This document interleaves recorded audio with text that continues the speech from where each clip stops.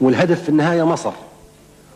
أكبر دولة تشكل خطر على الكيان الإسرائيلي هي الصهيوني، هي مصر، وبالتالي يبغوا يحطموا أركان مصر ويضعفوا الأمة العربية حتى تقدم مصر بعد ذلك على طبق من الذهب للإسرائيليين وتقام دولتهم من الفرات للنيل كخطوة أولى. وأنا ونقول قدامكم قدام سفارات الدول الأجنبية وأعظام الوفود من الدول العربية، أنا ناقشوني الفلاسفة اليهود في الندوة هاي اللي عارفينها أنتم، وقالوا لي برنامج اليهودية هو تهويد شمال أفريقيا، برنامج الصهيونية تهويد شمال أفريقيا. قلت له يعني أنتم دولتكم تمتد لشمال أفريقيا؟ قال نعم، ولكن للأسف قال فشل وتعثر، كان يجب أن ينجح. طيب كيف من تل أبيب تحكموا شمال أفريقيا؟ قال لي ما هو تل أبيب، العاصمة بعد ذلك القاهرة. قلت له بالك تقصد القدس؟ قال لا، القدس بنحررها ونسلمها للمسيحيين، أما الهدف في النهاية القاهرة مجمع البحرين. شو؟ قال لي أنت ما تعرف أن القرآن يقول أنت مش مسلم؟ قلت له إيه مش الله تصدق ما قال القرآن؟ قلت له نعم. قال مش قال موسى لفتاه حتى أبلغ مجمع البحرين أو أمضي حقبة؟ وين مجمع البحرين؟ قلت له هذا بالك موجود غادي في نهر الأردن ولا أعتقد بالكثير شرم الشيخ. قال العقبة والسويس. قال لي لا، مجمع البحرين رشيد ودمياط، وين ما يجتمعوا هنا القاهرة. هذه قال العاصمة اليهودية، عاصمة الدولة الإسرائيلية التاريخية اللي بعدها ينزل المسيح. تو حكاية المسيح ينزل ما ينزل ممكن نضحك ونقول خرافة، لكن قادة الغرب يؤمنوا، الرصاة الدول الغربية يؤمنوا للعظم بعودة المسيح بعد ما تقوم إسرائيل الكبرى على إنقاذ العرب. هذه قضية تتعلق بنزول المسيح حسب اعتقاد المسيحيين الغربيين، أن المسيح ينزل لما تقوم إسرائيل الكبرى، وإسرائيل الكبرى ما تقوم إلا إذا سيطرت إسرائيل ما هم الفرات للنيل من شمال أفريقيا إلى الشرق الأدنى.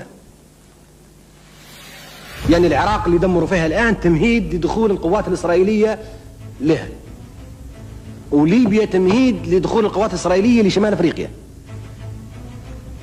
وكل أصدقاء أمريكا بعد ذلك مهما توسلوا لن تصغي إليهم أمريكا عندئذ في تلك اللحظة، لا يمكن. تطلب منهم يؤدوا مهمة في فترة معينة، وبعدين مهما صار مصالح الغرب ونزول المسيح أهم من ملوك العرب ورؤساء العرب وهاي القمة العربية هي كلها والصداقات العربية. قال لي حتى مش موسى، قال حتى أبلغ مجمع البحرين وأمضي حقبة. قال هل تعتقد أن موسى يعيش أحقاب من الزمان؟ قلت لا، مش ممكن يعيش أحقاب من الزمان، يعني يعيش عشرات السنين ده.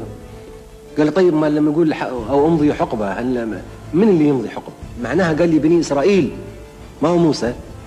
هذه كناية عن أن بني إسرائيل ولو يمضوا أحقاب من الزمان لابد أن يبلغوا مجمع البحرين، يعني ملتقى فرع رشيد وفرع دمياط، عاصمتهم لازم تكون القاهرة. واو، التمهيد واضح. هذه مكتوبة بأصواتهم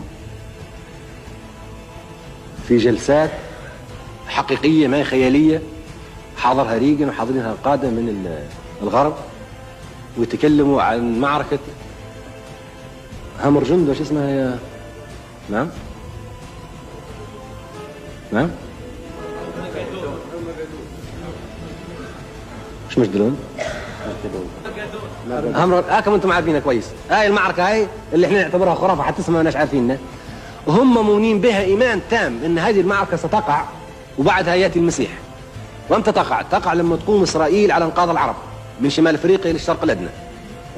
كل الأنهار والمقدسات تكون تحت إسرائيل وعاصمتها القاهرة، وتقع هذه المعركة اللي تو ذكرتها وبعدها ينزل المسيح.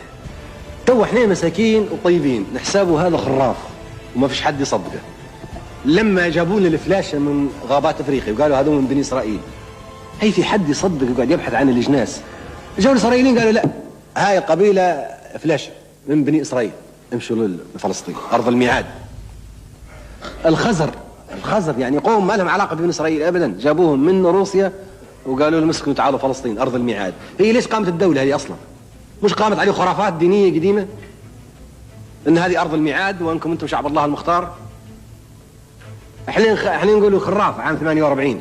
انت معقولة في هالعصر، عصر العلم ومش عارف، ما زال في حد يتكلم عن أرض الميعاد، ما الميعاد، ما شعب الله المختار؟ طلعنا احنا المغفلين وتافهين، الخرافات ما صدقناش فيها. الخرافات خلقت دولة، ولا عند الآن احنا تحت الخطر من أجل الخرافات، من أجل المعركة هذه اللي نحكي عليها، وأن إسرائيل لازم تأخذ شمال أفريقيا وتأخذ الشرق الأدنى والأوسط وعاصمتها القاهرة. قولوا أنتم هذا خراف. الآن المصانع تصنع في الطائرات وفي الصواريخ، في ديمونة يصنع الآن في القنابل الذرية والصواريخ النووية، ما فيش حد يفتش عليهم ولا يقول لهم وقفوا.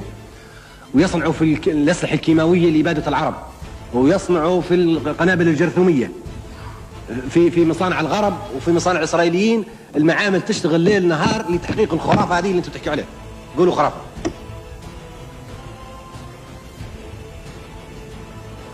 هذا يعملوا فيه باسم المسيح، تدمير ليبيا ارضاء للمسيح، تدمير العراق ارضاء للمسيح، وان المسيحيه فرع من اليهوديه، لان عيسى من بني اسرائيل ويهودي. هم الان يعتبروا بالولايه، يدينون بالولايه، يعني الغرب يدين بالولايه لاسرائيل لان المسيحيه فرع من اليهوديه. وانتم العرب كفار والمسلمين كفار ومارقين، وان محمد ما هو نبي. قالوا لي بهالشكل، والقران قالوا لي هذه شريعه حمورابي. كذابين انتم، ما في قران. الله عمره ما يخاطب العرب. ليش؟ لأن العرب حقراء، ما يخاطبهم الله.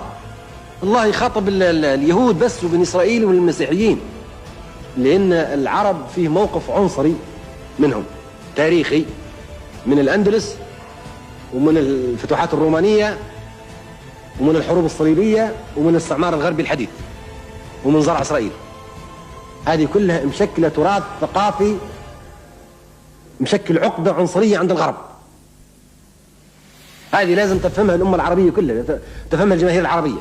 الحكام ما يهمني يفهموها ولا ما يفهموها، لكن المواطن العربي اللي هو مستهدف بالسحق وبالإهانة لازم يفهم إن اللي نواجهه الآن وابتداء من ليبيا هو سياسة عنصرية مبنية على ثقافة عنصرية للغرب تكره العرب.